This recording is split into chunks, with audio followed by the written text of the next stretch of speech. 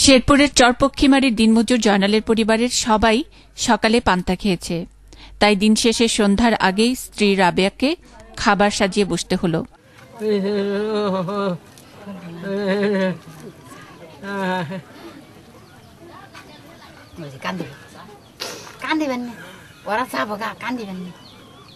খালি গুস্ত মাছ ফল ফল আনছে, আম কিনেছে 80 টাকা কেজি, চা আম কিনে কাপড় বেছে আম কিনে খাওয়াইছি। 6 জনের জন্য ভাত রান্না করা হয়েছে আধা কেজি চালের, সাথে কচুপাতার ভর্তা। নাগবো 200 পাই না, মারাবার পাই না, ওই 100 দিয়ে বেড করে কম কম করে খাই বাসে জীবন বাস হয়। 24-25 টাকা কেজির দরে চাল কিনে আর তেমন কিছুই থাকে না জয়নালের হাতে।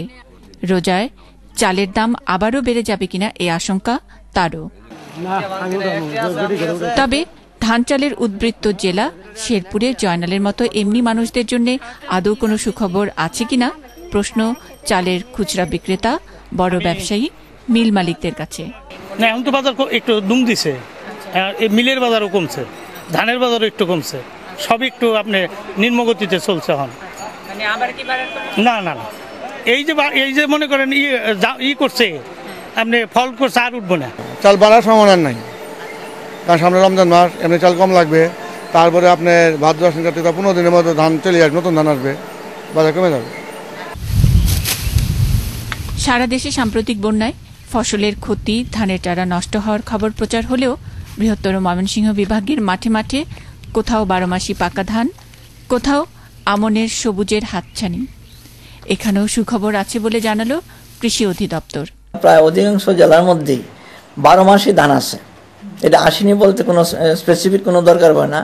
আউশ, আমন, বুড়ো একটা জমির মধ্যে 1 বছরে 12 মাসে মনে করেন বড় জোর 1 মাস খালি থাকে, তাছাড়া 11 মাসই ধান হচ্ছে। এই বছর বন্যায় আমাদের শেরপুর এলাকায় জমিতে পলি পড়ায় আমন ধানের বাম্পার ফলন হবে বলে আমরা আশা করতেছি। এটা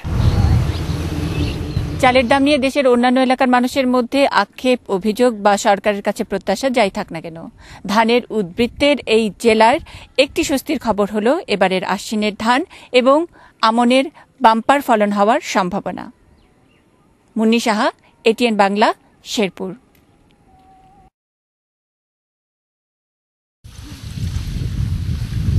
জনপ্রতি 17 আউন্স হিসেব করে 2007-08 অর্থ বছরে বাংলাদেশের মানুষের জন্য চালের প্রয়োজন 2,54,90,000 টন এবং এই অর্থ বছরে উৎপাদনের লক্ষ্যমাত্রা ছিল প্রায় 3,30,00,000 টন।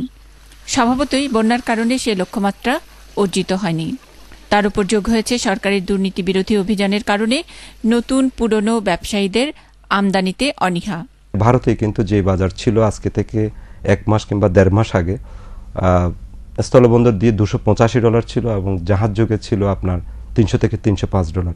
আজকে কিন্তু আপনি জাহাজে যদি আনতে যান 335 থেকে 300 নিচে পাওয়া যাবে না এবং স্থলবন্দর দিয়ে আনলে $320 নিচে পাওয়া যাচ্ছে না। তো এই পরিপ্রেক্ষিতে যাদের কম দামে এলসিগুলো খোলা ছিল, আমাদেরও কিছু ছিল, ওখানকার কিন্তু আপনার সাপ্লায়াররা কিন্তু এটাকে এক্সিকিউট করতে চাচ্ছে না, ওরা ওই মালগুলো সরবরাহ দিতে চাচ্ছে না। আমদানি হলে খাদ্য অ্যাভেলেবল হবে, বাট কিন্তু আপনার দাম কম দামে পাবেন কিনা, সরকার যদি ভর্তুকি না দেয় কম দামে পাওয়ার কোনো সম্ভাবনা নেই।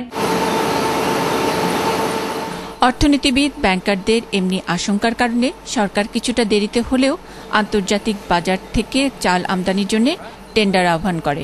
চালের আমরা পেয়েছিলাম প্রথম দফায় 50,000 মেট্রিক টন, দ্বিতীয় আরেকটা আন্তর্জাতিক দরের আমরা দিচ্ছি সেটাও 50,000 টন। এছাড়া লোকাল টেন্ডারে ইন্টারন্যাশনাল মার্কেট থেকে প্রকিউর করে আনবে এরকম আমরা পেয়েছি 48,000। অন্যদিকে দেশীয় বাজার থেকেও প্রথমে 18 টাকা ও পরে 25 টাকা কেজি দরে চাল কেনার উদ্যোগ নেয় সরকার।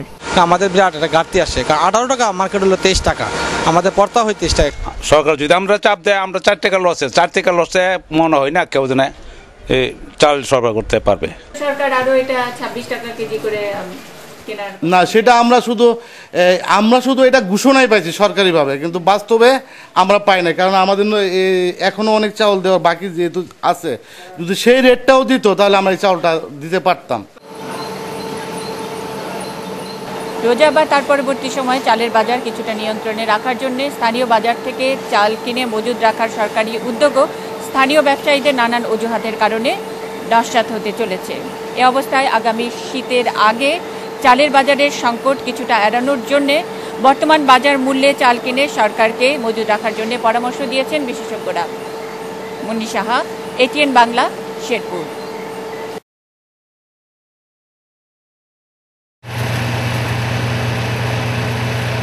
খাদ্য নিরাপত্তা নিশ্চিত করার জন্য বরাবরই অর্থনীতি বিশ্লেষকেরা কিছুটা চড়া দামে হলেও চাল মজুত করার পরামর্শ দিয়ে আসছেন। চালের দামের চাইতেও সবচেয়ে বড় বিষয় হচ্ছে আমার চাল মজুদ প্রাইভেট সেক্টরে হোক আর পাবলিক সেক্টরে হোক, এটা আমাদের নিশ্চিত করতে হবে, অ্যাভেলেবিলিটি নিশ্চিত করতে হবে। সেই ক্ষেত্রে কৃষককে উৎসাহিত করতে হবে, দামটাকে স্টেবিলাইজ করার জন্য ওর গুদামজাত করতে হবে। কিন্তু বিগত কয়েক মাস ধরে সরকারের খাদ্য সংগ্রহে কিছুটা সমস্যা থাকার কারণে কার্যত তা হয়নি। তাতে দেশের খাদ্য নিরাপত্তায় তেমন কোনো প্রভাব ফেলবে না বলে দাবি খাদ্য অধিদপ্তরের মহাপরিচালকের। তিনি মনে করেন এ কারণে বাজারে তার ভালো প্রভাবই পড়েছে। আমাদের রেট হলো 18 টাকা, আমরা যদি প্রাইস নাও বাড়ে তাহলে কি হবে? চালটা তো দেশ থেকে বেরিয়ে যাবে না। ওদের বেশি টাকা যদি সরকার দেয় দাম নির্ধারণ করে, এই যে একবার মূল্য বেড়ে যাবে আর কিন্তু এটা কমে আসবে না। আমরা যখন কেনা বন্ধ করে দিলাম তারপরে কিন্তু কেজি প্রতি চালের দাম উত্তরবঙ্গে 58 থেকে 1.5 টাকা 2 টাকা পর্যন্ত কমে গেছে। আপনারাই রিপোর্ট করছেন, পত্রিকায় আসছে। ব্যবসায়ীদের সাথে প্রধান উপদেষ্টা এবং সেনা প্রধানের বৈঠকের পর ব্যাংকগুলোতে এলসি খোলার পরিমাণও বেড়েছে। প্রাইভেট সেক্টরও বিভিন্ন কারণের পরিপ্রেক্ষিতে একটু ভয়ভীতিতে ছিল, তাই প্রাইভেট সেক্টরও কিন্তু এলসি কম হয়েছে। তারপরে এই পরিপ্রেক্ষিতে কিন্তু তখন যদি আমরা মালটা যদি কিনতে পারতাম বা সরকার ব্যবহার কিনতে পারতো, তাহলে আজকে থেকে আপনার মিনিমাম পার টনে $100 করে সাশ্রয় হতো। পাশাপাশি খোলা বাজারে ন্যায্য মূল্যে চাল বিক্রির কথা ঘোষণার সাথে সাথেই এর প্রভাব পড়েছে বাজারে। তবে এসব ভালো খবরেও কিছুটা উৎকণ্ঠায় রয়েছেন কৃষকেরা। চালের দাম কম থাকলে কৃষিকের আবার সারের দাম কমানো দরকার, তেলের দাম কমানো দরকার, তাহলে সেনগর পড়তে করবো, কাজ করাবো। খালি চালের দাম কমে সার পাই না, আবার ওষুধ দাম পড়তে হবো না, কারণ একটা কামলার দাম বেশি, মানে সারের দাম বেশি, তেলের দাম বেশি, তাহলে কৃষকের নজ যাবো না। কদিন আগেও চালের দাম নিয়ে যে ধরনের ভীতি ছিল সরকারের নানামুখী পদক্ষেপে সে ভীতি কিছুটা কমতে শুরু করেছে, তেমনি বাজারে তার প্রভাবও পড়তে শুরু করেছে। এতে সাধারণ মানুষ, কৃষক এবং সর্বস্তরের মানুষ কিছুটা খুশি থাকলেও এখন যারা ফসল বুনছেন তাদের মধ্যে একটি অজানা আশঙ্কা কাজ করছে। চালের দাম যদি আরও অনেক পড়ে যায় তাহলে তারা তাদের ফসলের উৎপাদন খরচও উঠাতে পারবেন না। মুন্নি সাহা, এটিএন বাংলা, শেরপুর।